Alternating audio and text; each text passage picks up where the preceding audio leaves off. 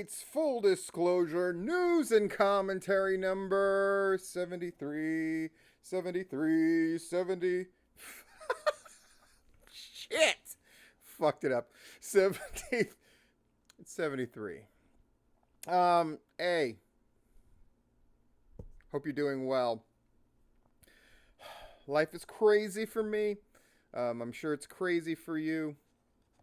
It is what it is. Thank you. Thank you very much to Patreon people. D, who is new, right? Dan, Joseph Black, Derek Brett, Jeff, Diana, Southern Honor, Larry, not that one, but the other one, Brian, Rob Rod, and then our three biggies, Viral, Eric Walker, and the OG, Myron. Commentary is about how competition works in wrestling, but probably not in the ways that you think. And anyway, what are we looking at?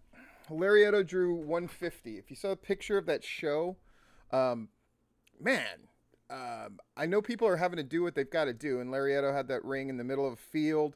They had everybody properly spaced. I would be curious on who ran security for that thing and made sure everybody was properly spaced, because they did a stellar job in that picture. It's not the way that I would want to watch pro wrestling, especially if I was in the back. It seems very distant, but I understand people are doing whatever they got to do. With the preponderance of outdoor shows, weather is going to be a factor. That's tough, and I certainly wish everybody luck. People are making do, and Larietto looks like they're going to have about 2 shows a month from here on in. Heels, a series about wrestling, is having their casting call. It's happening tomorrow, the casting call, so you want to get a hold of somebody ASAP. Information about that on gwhnewsandnotes.blogspot.com. Southern Fried had 320, and we had a report from the Rob Rod. I thought the tribute to Kamala by JBE looked really, really great. And it sounded like it was a really good show. I was told that I should check out the Corey Hollis Judas match, so I will most certainly do that. And I also got 2 questions for Ask Platinum, which is fantastic. I still have to put out Platinum versus AEW Dynamite from Saturday. I might as well mention it here. So I'm not going to do one for SummerSlam. I'm not going to do one for NXT, but I will say what I enjoyed from each one of those. The Drew McIntyre Orton match was way better than I expected it to be. Really, really great. Somebody had put a bug in my ear that based on the fact that you didn't see Ric Flair get kicked, that they expected Ric Flair to show up to this thing and then swerve and then cheat for Orton and all that. And that didn't happen. And it was good that it didn't happen. They seem to have the sound mix better on SummerSlam than they did for SmackDown, which I also watched. So that's good. The sound worked much better on SummerSlam than it did on SmackDown. In fact, on SmackDown, I went, holy shit. This sounds terrible. The visual is really, really great. And it certainly seems much better than what they had the Performance Center, especially for something like SummerSlam. Fiend and Strowman, that match was, after a few minutes, was fucking painful to watch. But the Roman Reigns coming out was fantastic. I thought he looked really good. Everybody seems to be going like, he's a heel for sure. I honestly didn't see it that way, but I guess if that's how they booked it, that's how they've booked it. Somebody put out the guess amongst people I know who know about wrestling really good, that maybe Strowman is part of the fucking Antifa light angle that they're doing. God, I hope not. That sounds fucking awful. Awful. And Asuka and Sasha was match of the night, my opinion. And they're wrestling at a level, if you are a woman in wrestling and you're not looking at the stuff that Asuka's doing with Sasha or with Bailey and realizing, I mean, NXT, those women wrestle really great, but there's something about what Asuka is doing with Bailey and Sasha that is special. And I think it's not going to be recognized until much later. But the kind of matches that they're doing, the way that they're getting those gimmicks over, the way that they're stealing the show when they're on it, it's really outstanding. It's really outstanding. It makes you realize how far away they are from everybody else. And keep in mind, they're doing this without Charlotte, who hasn't been there for quite some time, who is sort of regarded as the best in-ring worker, to the point where people were putting her on the Mount Rushmore of women's wrestling and all that stuff. But I would argue that Asuka is maintaining that and then some. And then Sasha and Bailey are, in addition to a high level of ring work, are also interesting on a level that most of the men are not. And they're quietly, or maybe unheralded, in an unheralded fashion, really doing a great job throughout all of this. And I wanted to acknowledge it here. NXT TakeOver. Yeah, Cole McAfee was fucking good. It was really good. And I have to agree with Brian Alvarez, where it shows how stupid the booking was, in that they promoted this thing of like, McAfee's only been training for 2 weeks. They should have just told the real story, that he's had a wrestling ring forever, that he bought when he was drunk, and that he's had different guys train him, and then set it up as McAfee going like, I'm going to surprise you. Not only would that have been a better draw, they would have exceeded expectations, and it would have made a bigger deal. Instead, it makes it seem like, oh, you just got to train for 2 weeks as long as you're athletic, and you can go with one of the best guys in the game. But, I mean, that's quibbling here or there. I thought the match was really, really good. And Karrion Kross and Keith Lee did their thing. I guess Keith Lee's moving on to the big show. They did book themselves into a corner where they handled that as good as they could. Karrion Kross absolutely should have won. And Keith Lee's win, which has now been completely muted, moving him to another brand seems the best option. So, who knew? WWE booking is overall getting a little better, I think. Yeah. Heritage apparently only drew 30. I'm just gonna, this is full disclosure, I just fucking lay it out. The talent on that show and who's promoting that show needs to go up. It just needs to be better. If Anarchy isn't going to be running for a while, which it seems to be a sound decision, and Heritage is going to be the main promotion running out of that place, they just got to fucking be better. They have to promote better. The talent on that show has to be better. I barely see anything mentioned about them. Whereas every other promotion, and that includes promotions that I don't really have direct contact with, like Larietto, I see their shit all the time. I don't see Heritage shit ever. Except promoted by people that I wouldn't want associated with my promotion. Just saying. Heritage, fuck. Everybody's rooting for you. You got to be better. You got to be promoters first. And I know how hard that can be. Action's going to be back on September 4th. So if you go to the double header, it's $55 to go to both shows. And it's going to be an adult show. I don't know. I mean, it's their promotion. They can do what they want. They're trying to make the best of things. But fucking $55 to go to wrestling. And I know people might get mad. I'm just opening up the floor for a debate. I will say that it seems really weird that they're going to this like adult 18 plus fucking thing. Seems really fucking strange. It also highlights the fact that, Viral and AWE are missed on the scene. And Anarchy are really missed on the scene. That kind of segues nicely before I talk about the Rumble Jack that's happening on Friday. And Gary Lamb seems like he has a renewed vigor, at least in my eyes, towards this whole thing, which is good. Dylan's, of course, enthusiastic. The boys seem really into it.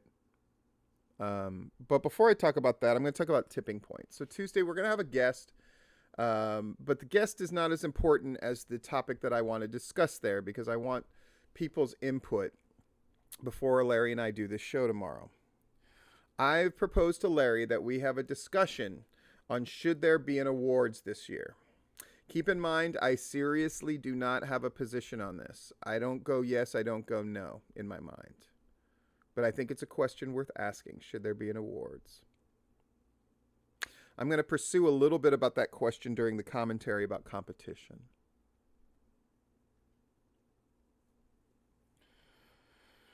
Pro South did their thing. It's the first Pro South show that I've watched beginning to end as it was happening. Apparently it comes across better live because it comes across like shit on video. Just being bluntly honest. Like, for example, the Austin Tower Jeter match, I was pretty sure that it was probably came across much better live, and that was confirmed to me by people that were there. There's something about the sound mix that was I don't know. It's great that Pro South is running these shows, and they're running them in earnest, and it's wonderful. It's really hard to watch. It's almost impossible. I just did not want to watch it on my phone anymore. Then I got home and put it on my television. Thank you to my kid for teaching me how to do that earlier. And it's much better there, but it still doesn't look good. It doesn't sound good. Commentators continue to improve. I'll say that. I really like that. All right, let's talk about Southern Honor. So I asked for a list of the people in the Rumblejack. Now, obviously, there's going to be surprises, and I'm not privy to those. And even when offered, I didn't want to know, because I'm going to do my best to watch this event. At least the Rumblejack portion, and I watched the Rumblejack as it happened last year. Though I watched it with somebody like filming it from their phone. Fuck, is there a way I can watch it besides somebody filming it from their phone? If not, it is what it is. I'll watch it regardless, darling. But I certainly would like. Look at this fucking list of people in the Rumblejack. And these are the people that we know. AC Mack, up for a shit ton of awards last year. He was the bridesmaid in all the major categories. Chip Day, who's been a Wrestler of the Year, perpetually up for Technical Wrestler of the Year. Danny Jordan has won the female personality a couple times, been on AEW, all that good NWA, all that good shit. Owen Knight, who a lot of people consider the most underrated person. Ryan Rembrandt. I can't think of anything clever or quippy to say about him. Except his last name, maybe he's the 5th Teenage Mutant Ninja Turtle. Tyler Culprit, who, if we held who's male personality of the year, it would probably be Tyler Culprit, which speaks well of how hard he's been working and how many shows he's been getting on, but also speaks to the problem of, should we have an awards? And that sounds like a diss. It's not, but it just shows in what disarray things have been. And don't say, well, but shows happened in January and February. Do you fucking remember them? I don't. And I don't think they matter when people vote. So, anyway, I'll get into that later. But Tyler Culprit has been fucking everywhere and anywhere and has earned his place in here. Jordan Kingsley.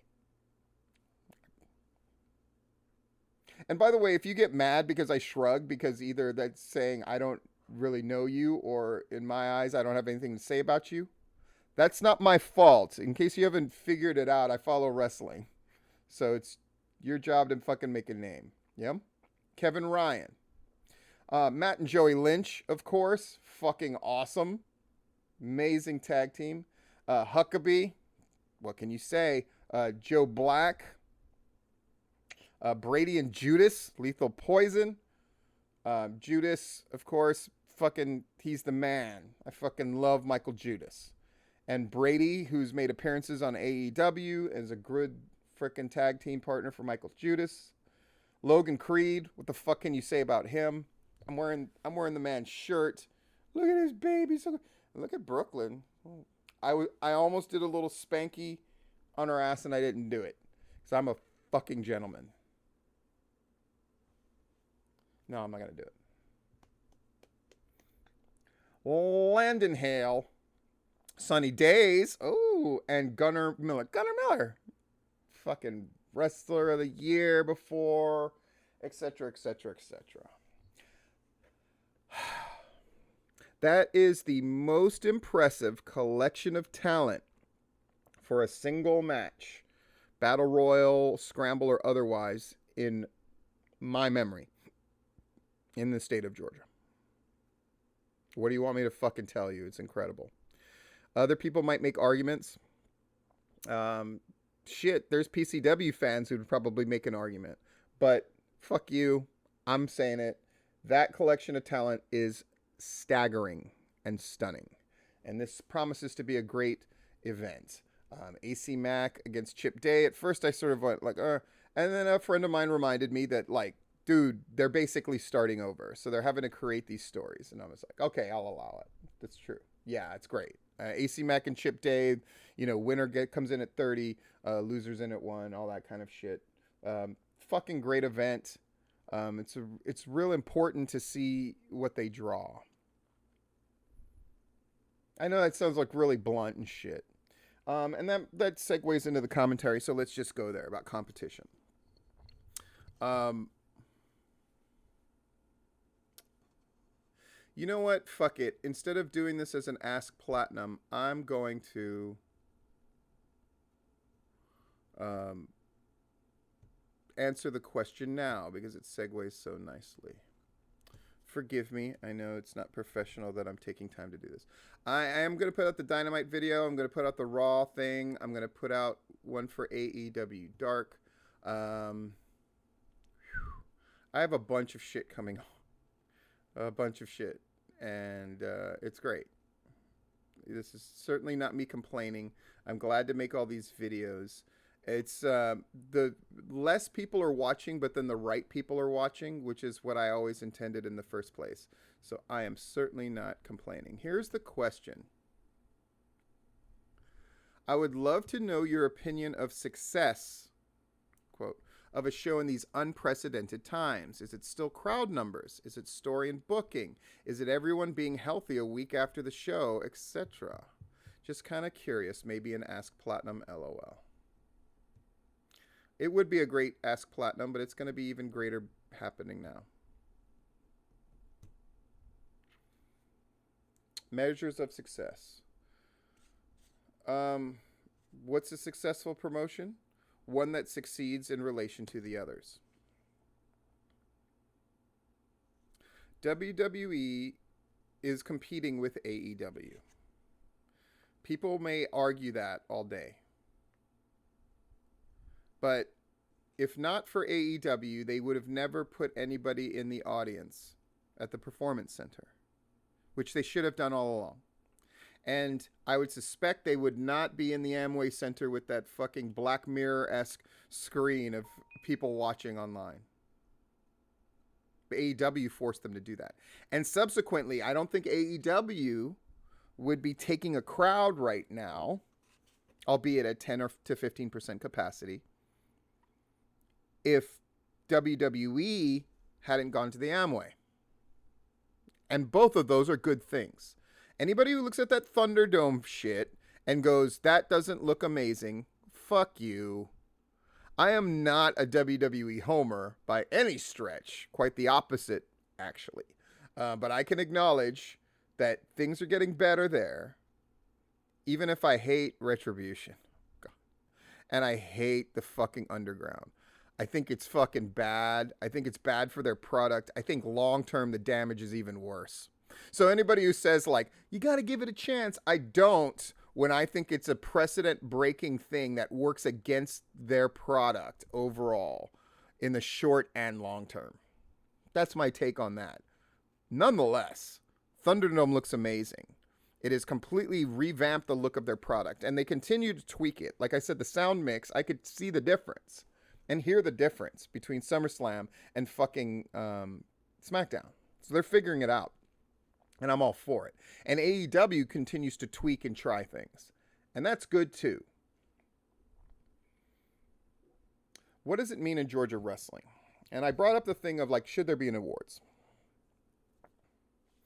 If you held the awards right now, and we're talking, folks, we only have 3 months, right? Because we're at the end of August. So September, October, November. And now you're saying, well, December too, but the things that happen in mid to late December get screwed in the voting anyway.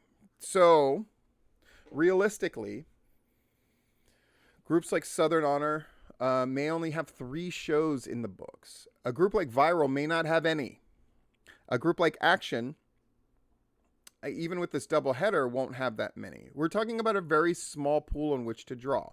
If you had Male Performer of the Year, there would be a few people in the running, but the winner would likely be, and I mean, not even factoring that people vote and can be swung. I'm just talking in terms of like, who would I vote for? I would be hard pressed to not vote for Tyler Culprit. And there's something that feels really weird about that, since while his thing is ambitious, it is still in the larva pupa stage, is it not? But he's worked it more and in a very public way. But does that make you the best male performer? Yeah, but by default. And here's what I don't want. Is there to not be a real competition? Because if I was to say, no, we shouldn't have an awards, and I'm not the only factor in that. In fact, I'm just a voice. It's ultimately Larry's call. But the people who would have influence on that, I mean, we haven't had a discussion yet, though we probably will in private now. Should there be an awards? And then people can say, well, wait and see. Yeah. But a decision will have to be made soon. The flip side of the coin, is competition good? Of course it is. You want more proof? Of course it's fucking good. I mean, there's always this push of like, everybody needs to work together, and if we work together, oh, fucking blow me. Fucking work together. People got to get their own fucking houses in order and have shit to offer any kind of partnership or team up. Because everybody assumes if 2 entities work together that they will elevate one another. The truth is, often when 2 things of widely different quality work together, the one that's of higher quality is pulled down to the level of the one with lower quality. That's why associating yourself with as many shitbird shows as possible doesn't make you fucking unbelievably great. If that was true, then AIWF would actually be a fucking thing. Ouch. But I'm absolutely fucking right. Georgia promotions have flirted with AIWF shit on and off. There was a time where Southern Fried did it, and then they had a tournament for a fucking... But they don't anymore. You know why? Because associating with the AIWF doesn't make you stronger in proportion to however many groups are paying $1 a year or whatever to fucking belong to that horse shit. And as they add more and more fucking titles, I mean, it's fucking ridiculous. And if I have to see one more goddamn question like, who's one of the best tag teams in independent wrestling today? And then everybody can talk about, my tag team's pretty great. And then other people can talk about, oh, what about Buttfuck 1 and 2 from Tennessee? They don't get enough props.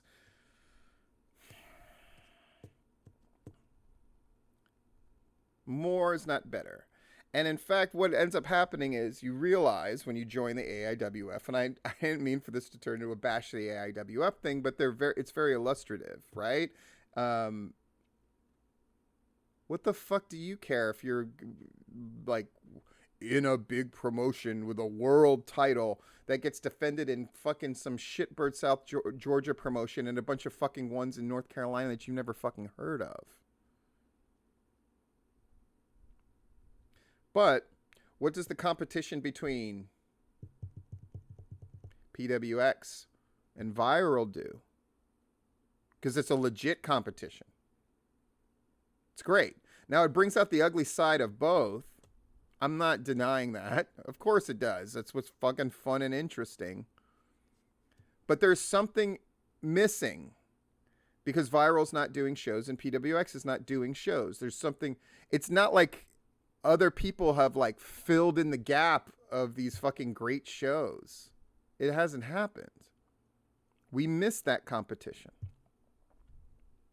And Southern Honor, Gary Lamb specifically, you know, when he comes out with the braggadocious, now Georgia Wrestling's back because we're running a show, what was telling to me is it didn't get a reaction.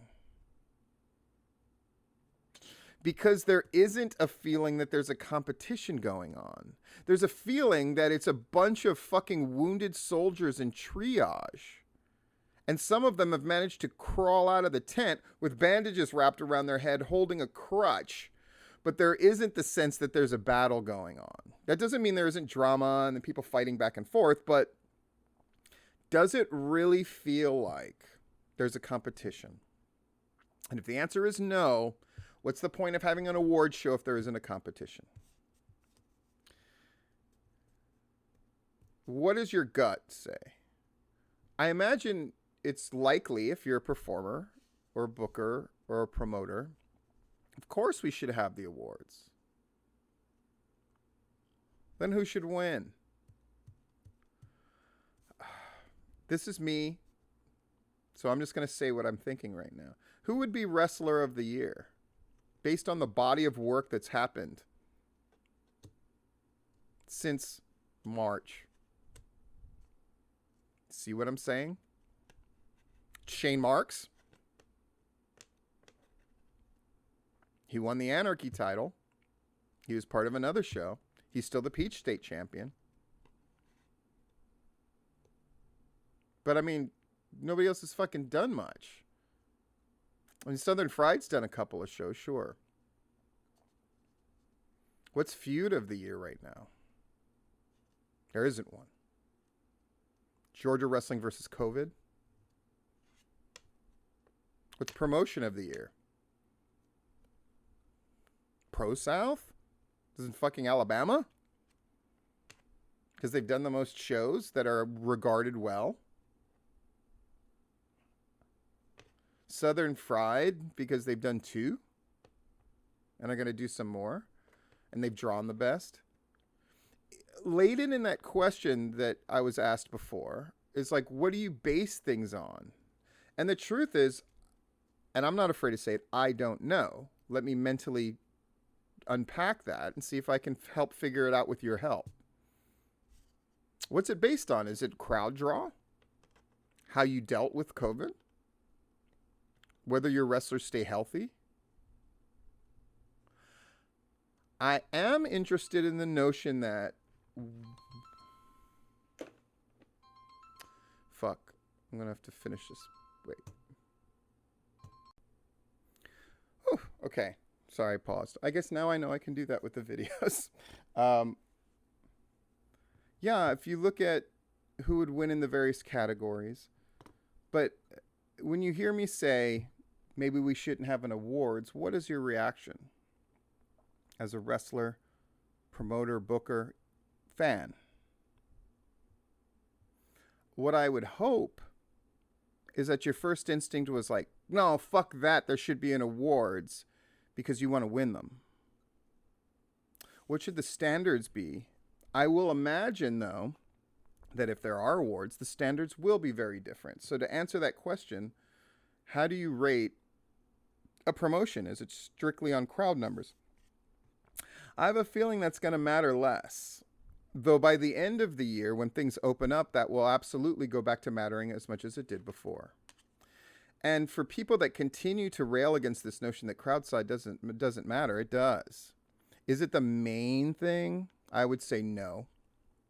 Others would say yes. How many shows you run? I think that's definitely a factor. If you're handling things in the COVID era in an intelligent fashion, I think that should factor in.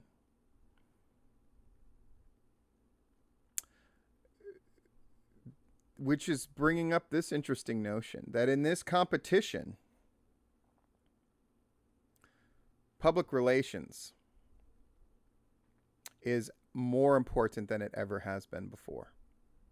And you can decry that, you can complain about that, but it certainly matters. What we found out during this whole thing in this past 3 or 4 months that have been rough and awful on everybody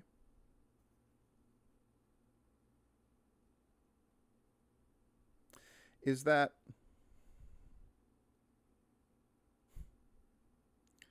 we got to see sides of people. And now we remember that man, we saw sides of people we didn't want to see, and it's negative. But we also saw some things that were very positive. I think that's important to remember. But now, as much or more than ever, image and integrity, which are not mutually exclusive but often can be, are as big a factor in the competition going on as much as anything else. And the groups and individual performers that understand that the best and are able to utilize all these incredible tools you have at your disposal, social media, the number of shows that are running. If it's true that most wrestlers are terrible at promoting shows, by being good at it or great at it, you can stand out. In a lot of ways, this is a wonderful time because you have a real ability to just stand out and win, whatever that means to you.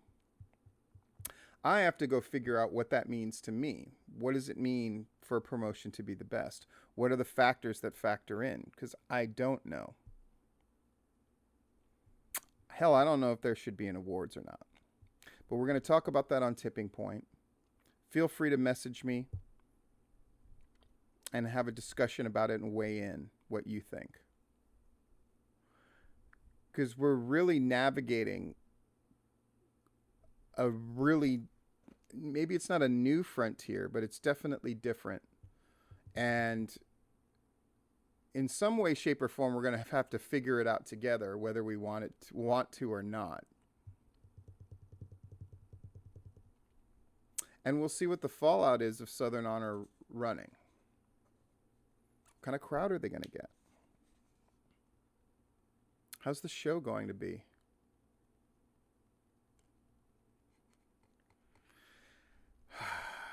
It's nice for people to be running shows again. That much is certain. And a lot of discussion goes on behind the scenes amongst certain people, myself included, about what's appropriate and what's not appropriate. And Larry, amongst others, are not being shy about letting people know what the right thing to do is. And I think that's good. But what I'm not seeing yet, and I'm hoping to see soon, is a real sense of competition. Not to say there aren't individual groups that don't seem like they're coming out swinging. There most certainly are. And sometimes from very unexpected sources. But I don't get the vibe yet that people feel like we're really all in this and we're all really pushing each other yet. But we will. Because that's wrestling too. This has been Full Disclosure.